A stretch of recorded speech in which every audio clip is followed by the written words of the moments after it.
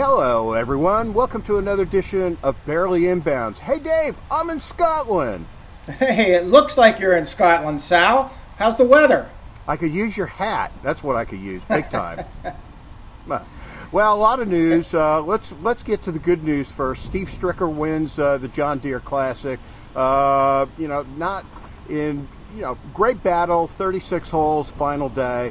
But well, what do you make of Brett Quigley? He qualifies for the British Open, and he even gets a free flight over there, and he decides not to go. I don't get it. It's a major championship. Well, you know what? I'll tell you. I would have gone. Most anybody else would have gone. We'll have to give him a break until we find out. Maybe he had a family commitment. We don't know what's happening.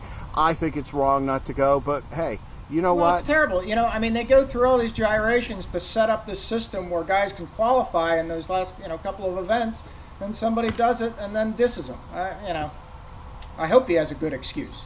Well, he better have a good excuse because, look at the way they panned Kenny Perry last year when he went to Milwaukee instead of here. Right. If all of a sudden he says, hey, I really like Milwaukee, I think I'd much rather be there. Now, I can understand. As you could see in back of me, it's not the prettiest of days here. When I woke up, the sun was shining, and Turnberry is one of the greatest places in the world when the sun's shining, but boy, I'll tell you, it's been replaced. We're doing this in between showers, and it's what it is. But, for Brett Quigley not to go, I think he's missing up on a golden opportunity. Yeah, well, it wasn't the best of day either for our good friend Carolyn Bivens, who finally called it quits at the LPGA today. Let me ask you, who won the Women's Open?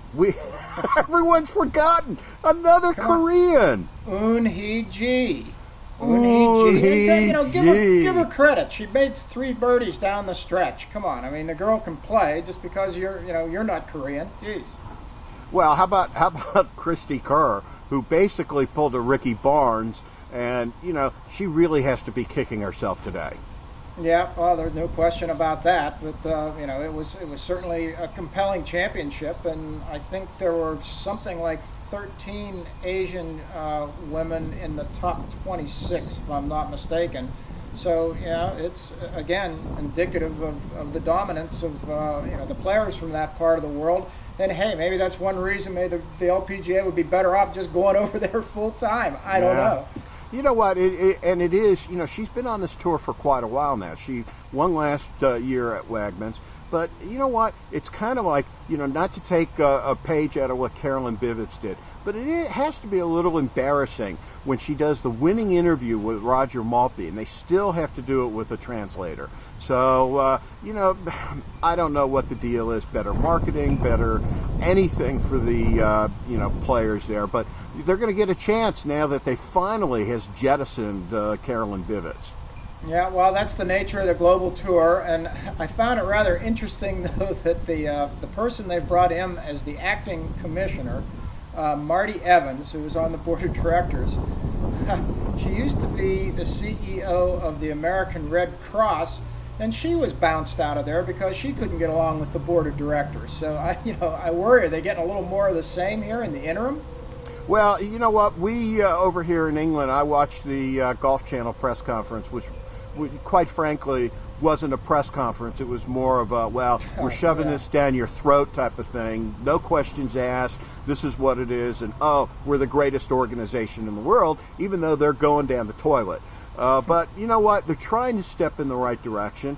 I don't know if it's a positive. They are bringing in Annika Sorenstam to help out. There are a lot of other people that have said. I know I've talked to Judy Rankin, and she'll help in whatever manner.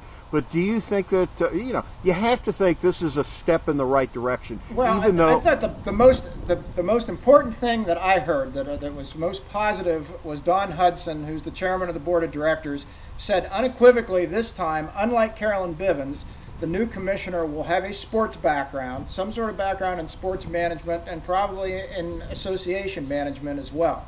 So I really, they learned their lesson that you've got to bring somebody in who knows something about sports, the essence of what the tour is all about. It's not only sports, it's about golf. They have to know about golf. They have to know the inner dealings with golf. They have to know the inner dealings with sponsors. It's a different beast, and they need somebody I'm all for along marketing, those and I lines. think Bivens gets credit for what she was trying to do, but she just went about it in such a wrong-headed way, and part of that was because she just did not understand the landscape. Yeah, and she was also bullheaded. Quite frankly, this time last year, she was still on the bandwagon to try to get CBS and NBC, but it wasn't the type of thing where they were going to pay. They wanted a very expensive time buy, and that's what got Carolyn Bivens in real big trouble, because she went to these tournaments. She went to ADT and said, hey, you know what? I know you're paying this amount of money. Pay us another $500,000 more and you'll be on NBC. Well, these guys don't want to be on NBC for 0.7, 0.8 ratings, and that's what got her in trouble. ADT left the marketplace. Other people have left the marketplace.